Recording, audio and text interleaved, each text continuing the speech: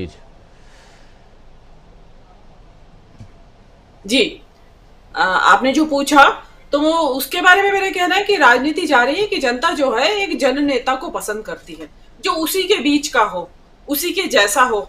जैसे कि राहुल गांधी की भी वो उनके साथ बैठ के एक बढ़ई का काम कर रहे हैं, ट्रक में बैठे हैं, मोटरसाइकिल मैकेनिक के साथ चल रहे हैं, उससे बात कर रहे हैं।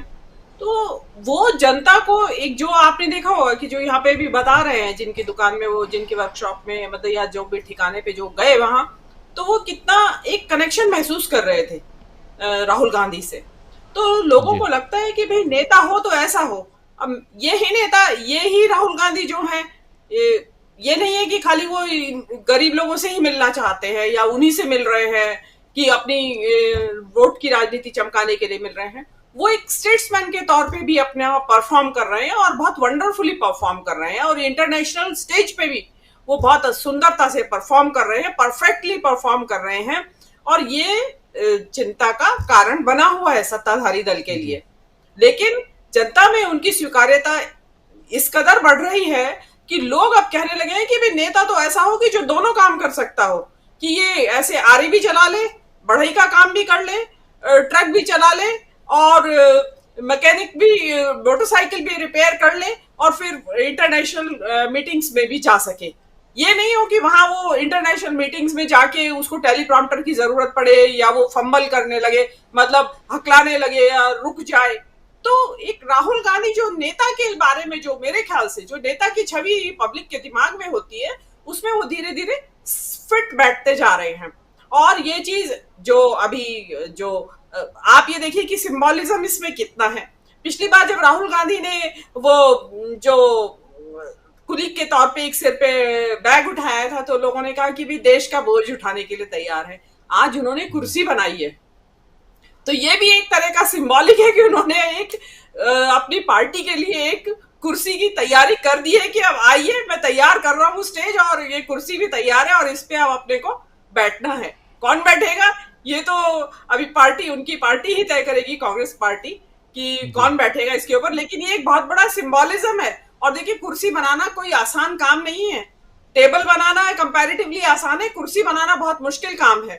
तो वो जी राहुल गांधी ने इसमें बनाया है। बाकी का आप देख रहे हैं कि राहुल गांधी जो काम करते हैं, चारों तरफ पब्लिक के जो हाशिए पे पड़े हुए लोग हैं, या जो तबका है, जो एक निचला तबका समाज का, जो आर्थिक, सामाजिक और राजनीतिक हर तरह से निचला तबका है, उसके साथ कनेक्ट जोड़ते घूम रहे हैं। तो मोदी जी अपना यूट्यूब चैनल का प्रचार कर रहे हैं, बाकायदा उसके लिए पूरा वीडियो चला दिया उन्होंने कल, हंसी का जी पात्र भी बने उसमें वो। तो उनकी चिंताएं और राहुल गांधी की चिंताएं बहुत अलग अलग है। राहुल गांधी की चिंताएं वो है कि जो असली दुनिया की चिंताएं हैं, जो आज देश की जनता की चिंता है। मोदी की चिंता यूटोपिया, मतलब एक ऐसा कल्पना लोक जिसमें कि पब्लिक का कोई कनेक्शन नहीं है उस कल्पना लोक से। जी मोदी जी उस चिंता में है, G20 की चिंता में। पब्लिक को कोई मतलब नहीं है G20 में आप क्या करके आए हैं। पब्लिक को कोई मतलब नहीं है आप किस तरह की ड्रेसेस पहनते हैं, आप किस तरह से चलते हैं, आप किस तरह से पट्टा लगाते हो, तरह तरह के आप ड्रेसेस पहनते हो, उससे मतलब नहीं है। बल्कि पब्लिक तो अब ये तक कहने लगी है राहुल गांधी को कि इसके पास एक ही टी शर्ट है क्या, ये सब जगह यही पहन के पहुंच जाते हैं।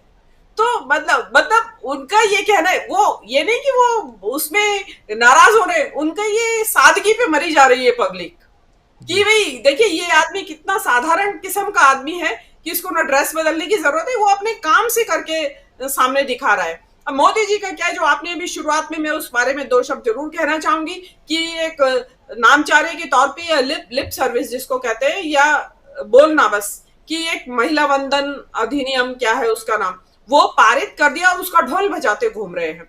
लेकिन एक्चुअली सड़क पे जो एक्चुअल ग्राउंड में क्या हो रहा है कि मणिपुर में जो मणिपुर से पहले भी गाथाएं हो चुकी है इस देश के अंदर, हाथरस हो चुका, उन्नाव हो चुका, कठुआ हो चुका, बिल्किस जी बानो के हथियारों को छोड़ा जा चुका।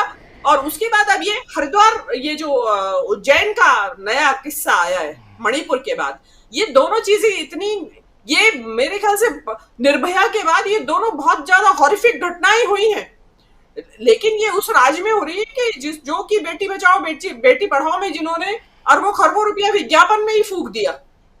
एक्चुअल ग्राउंड पे क्या हो रहा है कि बेटी जो है बलात्कार हुआ उस बेटी का और वो कपड़ों से रही तो सड़क पे घूम रही है और कोई उसको पूछने वाला नहीं है। इस देश की संवेदनाओं को क्या हो गया है? मेरा तो ये सवाल है। इन्होंने बिल्कुल। कुंद कर दिए देश की संवेदनाएं। इन्होंने हिंदू नफरत की राजनीति, हिंदू मुस्लिम की राजनीति को इतना ज्यादा लोगों के दिमाग पे हावी कर दिया है कि लोग इस तरह की संवेदनशीलता उनको छू ही नहीं गई है दिमाग से। आप कल्पना करिए, आपके घर के आगे वो गुहार लगा रही है ऐसे कोई लड़की और उसको आप ध्यान नहीं दे रहे हैं। तो इन्होंने इस तरह से संवेदनाएं कुंद कर दी है, ऐसा कभी इतिहास में हुआ नहीं है जो अब हो रहा है। ये सब चीजों का हिसाब इन चुनावों में लिया जाएगा, 2024 में भी लिया जाएगा। तो देश की राजनीति मेरे हिसाब से करवट बदलने की शुरुआत हो चुकी है। पूरी करवट बदलेगी वो 2024 में बदलेगी। देश की जी राजनीति अवश्य करवट बदलेगी और देश को नेता जो चाहिए वो अपने बीच का नेता चाहिए जो आके उनके साथ उनका दुख दर्द बांटे, उनके साथ ढाबे की चाय पिए, उनके लोकल ढाबे का खाना खाए। ऐसा नेता चाहिए अब देश को। जी जी, राजीव जी। बिल्कुल बिल्कुल। कर रहे हैं इसका मैं बाद में बताऊंगी जो मोदी जी कर रहे हैं और आगे क्या करेंगे। मोदी जी आगे जो करेंगे वो यही होता रहेगा। खूब शान और शौकत के रोड शो होंगे जो बेंगलोर वगैरह में उन्होंने किए, गुजरात में किए इलेक्शंस में, 10-10 किलोमीटर के और पूरे पूरे दिन के। और उनमें उनकी तरह तरह की फैंसी ड्रेसेस होंगी, बहुत महंगे महंगे उनके कपड़े होंगे, महंगी पुष्प सज्जा होगी, उनमें अरबों खरबों रुपया उसमें खर्च होता रहेगा। मोदी जी तरह तरह की अपने इवेंट बाजी वो करते रहेंगे, जिसमें कि उन्होंने इसीलिए उन्होंने ये यूट्यूब चैनल को दोबारा से अपना प्रमोट किया ताकि वो जो इवेंट बाजी है उसको देखें। लेकिन मोदी जी के जो सलाहकार है उनको समझ नहीं आ रहा है कि जनता इससे ऊब गई है। इतना ज्यादा एक्सपोजर किसी नेता का, ये फेमिलियरिटी ब्रीड कंटेम्प्ट वाली बात हो गई है कि इतना ज्यादा लोग अख गए हैं। इलेक्ट्रॉनिक मीडिया, प्रिंट मीडिया, सब जगह आप ही का चेहरा हर वक्त हर वक्त हर वक्त। तो लोग सुनना नहीं चाहते अब। तो थोड़ा उनको थोड़ा कम अपना इतना ज्यादा अपीयरेंस को थोड़ा कम करना चाहिए। लेकिन उन लोगों को नहीं समझ में आ रहा है। मोदी जी को लगता है कि अगर 1 मिनट भी हटा मैं स्क्रीन से तो पब्लिक की मेमोरी से मैं फेड आउट हो जाऊंगा। लेकिन ये खुद को उकताहट पैदा कर रहे हैं अपने प्रति। और राहुल जी गांधी जो अपियर हो रहे हैं वो देखिए, अपियर ऑलमोस्ट हर हफ्ते हो जाते हैं राहुल गांधी। कभी यात्रा में, कभी मैकेनिक के साथ, कभी ट्रक ड्राइवर के साथ, कभी बाजार में, कभी पकौड़े चाट में, कहीं भी। लेकिन वो क्या होता है कि जो सहज है उसके अंदर, उसमें बनावट नहीं है।